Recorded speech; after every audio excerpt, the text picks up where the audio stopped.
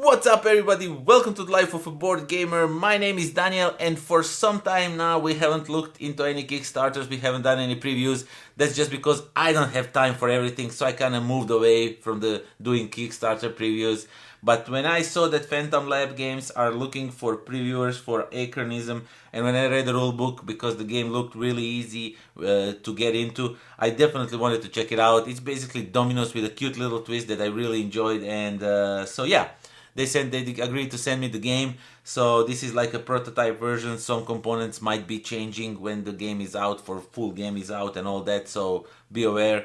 And yeah, so I set up the game for 2 players. Let me quickly explain you how the game plays. The game goes up to 4 players, but I set it up for 2. They recommended also to play it for 2 players. I played it in 2 players or 3 players also, and we enjoyed it every time. It was really fun.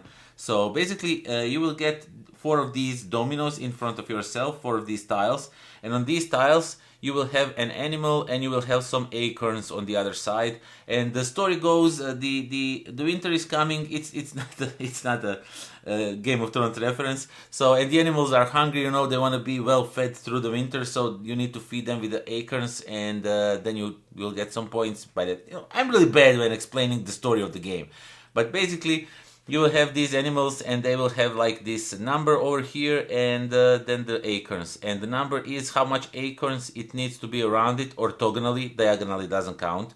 And if you have managed, not if you manage, you have to manage exactly the number that they are asking for, otherwise you can't score them, and you can't go over or under. You have to like put exact number around the animals, or otherwise you can't put a tile. So basically we'll start with the one tile in the middle of the board, and one player will start by putting a tile, and you can never put animal next to animal or acorn next to acorn in any way, like this or like this. You can't do that. You kind of need to make this like a chessboard of sorts.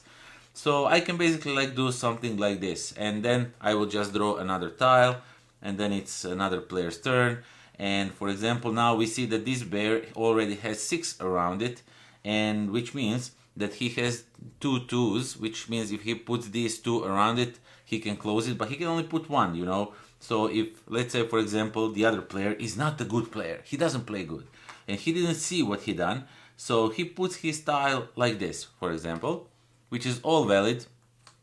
And now we see that this is 3, 6, 8, this one is only missing 2, and lucky me, I have a 2 over here on these 2 tiles, and I can just do like this, for example, or maybe even like this, just for the fun of it.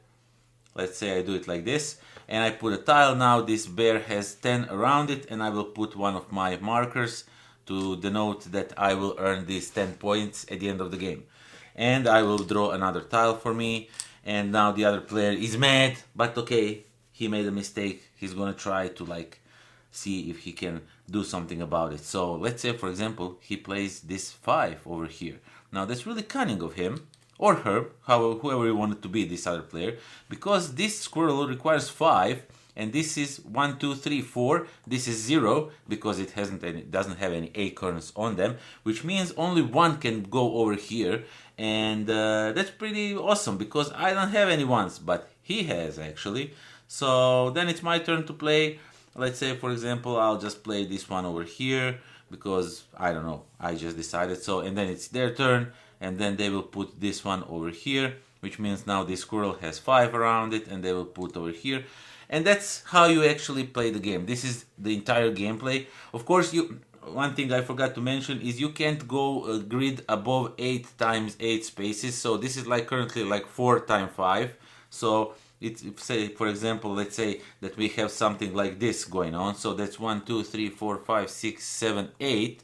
Then we would take these 2 acorns and just put them like this, so we know that we can't go beyond this thing. And that same goes for here. If it goes in this area, in this like a width, or this is height, this is width, however you want to perceive it, and then you will put these when it's 8 wide, and now you know that what you're working with. And basically you will be putting tiles, drawing new tiles until both players can't put any more tiles, and the game ends. And whoever has the most points will be the winner.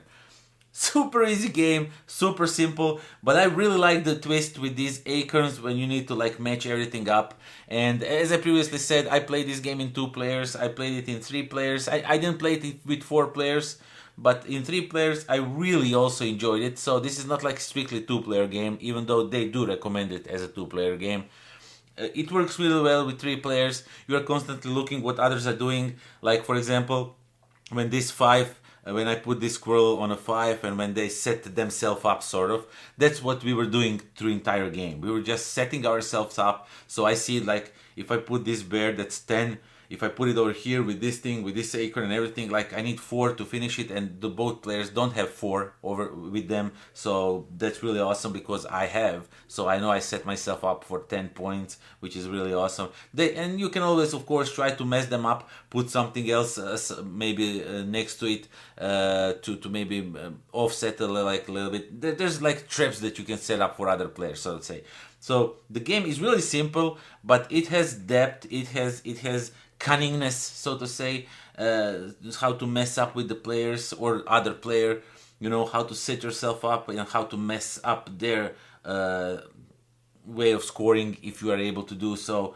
But I really enjoyed it. It sounds more mean than it is. It's really simple game. I would actually say that this is like a really light game to finish the game night, and it would be really nice end to a game night, like playing ACORNISM. So yeah, that's all I have to say about it. It's really cool. It's really nice game. Do check it out. There's links in the description down below that are leading you to their campaign, so you can back them over there. I think the campaign already started. This video is a little bit late. I apologize.